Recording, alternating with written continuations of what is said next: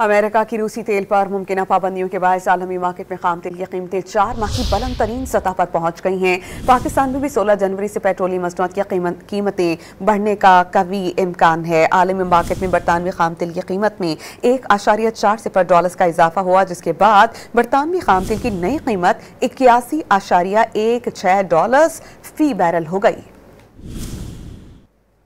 America की रूसी तेल पर मुमकिन पाबंदियों के बायस आलमी मार्केट में खाम तेल की कीमतें 4 माह की बुलंद तरीन सतह पर पहुंच गई हैं। पाकिस्तान में भी 16 जनवरी से पेट्रोलियम मसनूआत की कीमतें बढ़ने का कवी इम्कान है। आलमी मार्केट में बरतानवी खाम तेल की कीमत में 1.4 का इजाफा हुआ, जिसके बाद बरतानवी खाम तेल की नई कीमत $81.16 फी बैरल हो गई।